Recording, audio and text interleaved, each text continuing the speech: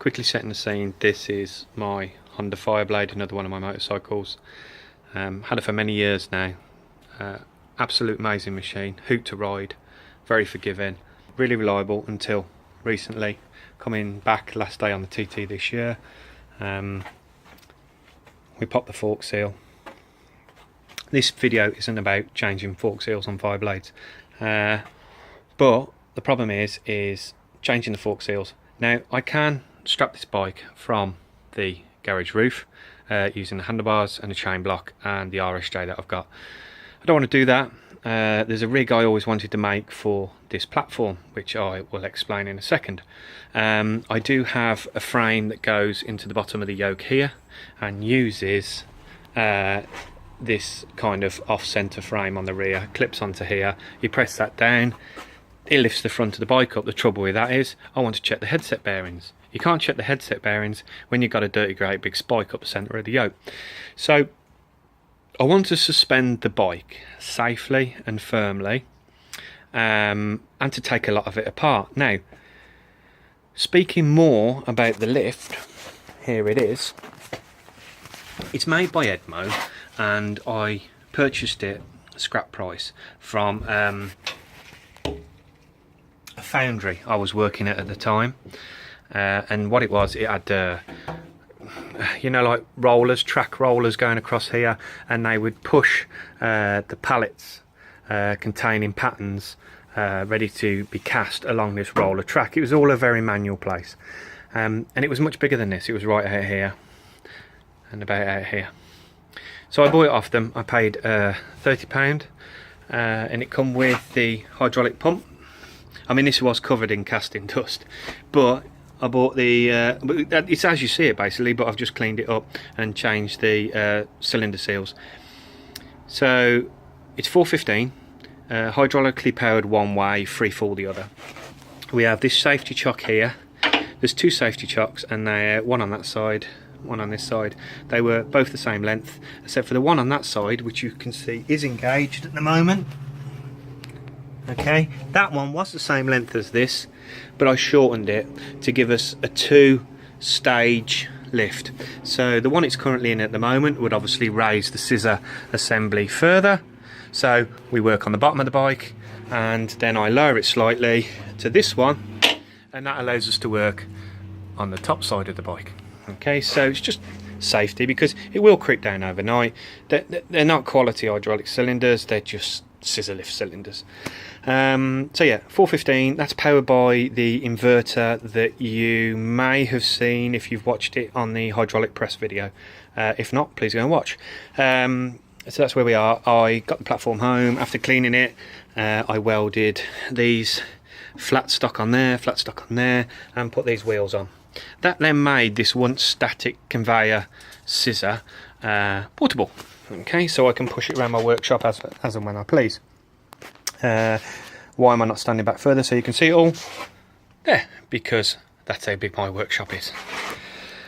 So yeah, that made it portable. So then what I did, after making this table slightly smaller that way and that way, I put these on. Okay, so it's there, and that there. Okay, now what this allowed me to do is, you will see under here, we have a bolt here.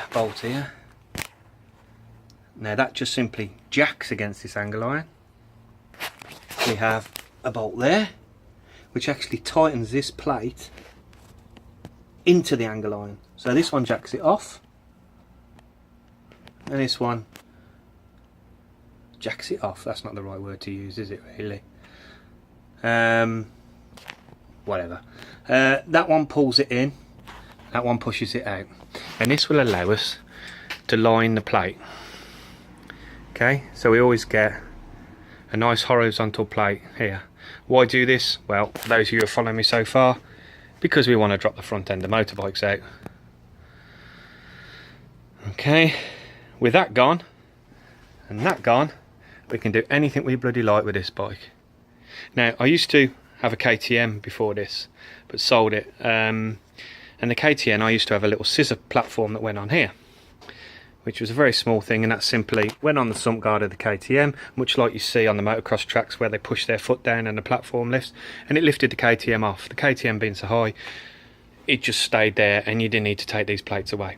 Now with this bike, we're going to use this, okay, and we're going to completely get that bike off that table, lower this away, remove these plates, and in theory that should suspend that motorcycle using that in the air.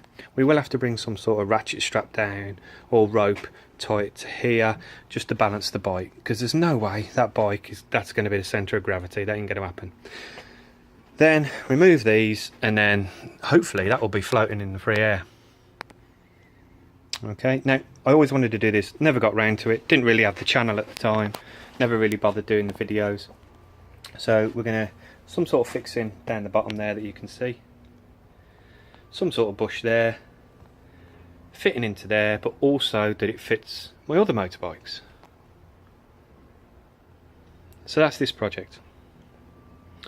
Ideally it's not what I wanted to do, but then I didn't think we'd have fork oil all over my brakes. We're going to do it simple and universal to fit other bikes.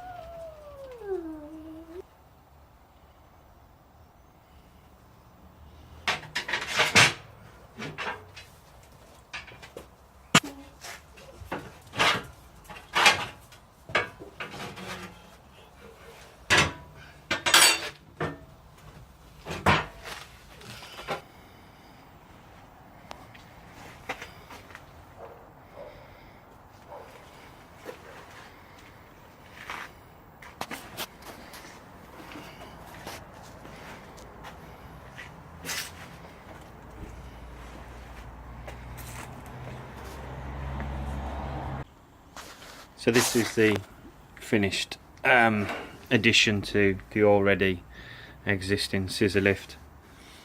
That's got one of the steel blanks in at the end. It's got a 12mm thread in it with a piece of stud that just simply locates into a 14mm hole. So there is a tiny bit of play. There's a bit of pressure off the bike at the moment. There's a tiny bit of play, and that just simply drops in there, and it's about 40mm long. Reason for the play is just in case. I mean, that's a tube inside a tube, that's not machined, so you've got a little bit of error there, you've got a little bit of error there. The slides of the scissor lift are nylon blocks, not bearings, and of course you've got play all in the guide. So to make this a real good tolerance tight fit, you're just asking for it to bind on here. It is only steel against steel, there's no bearing inside there, so it's just simply 12mm stud at the bottom, into the tube, into a larger ID tube, into that one. I've left it so it's a bolt together with a collar here, so one, you've only got to travel from there to there, because if it travelled all the way to the bottom, then you'd start getting a lot of wobble on the bike. You need a bit of support, so you don't want this coming down too low. I've left so you can drill more holes in here to do the various heights for the bikes. I haven't tried any of my other bikes on it yet, this is the only one. I don't plan on doing many fork seals, so there won't be a rush to modify this. So yeah, it fits into there. That will be adjustable as and when in the future. That bolts onto there, onto that there, and then the big long spike that goes through the other side is then received by there. The spike goes in to about here. That is a machined false end in there, so it isn't just a sloppy fit. That clamps into there. So really, what else is there to say? Gives me a total wheels free. When you drop the plates out, you can do anything you want with it, really. Yes, it has its limitations. Obviously you can't take the swinger arm off, can't take your chain off unless you actually physically split the chain. Can't think why you'd need to take your chain off anyway, other than to change it, and you shouldn't really have a split link on a bike like this anyway. So yeah, swinger arm you're a bit stuffed, but all the suspension, engine, forks, everything else can all be stripped out with it. And I'd only really use this if I needed the front end free, or to maybe drop the engine for the extra clearance. If so, I'd always work off the bed anyway. So that's the end of the addition to the motorcycle lift. Thanks for watching. Please like and subscribe. Cheers.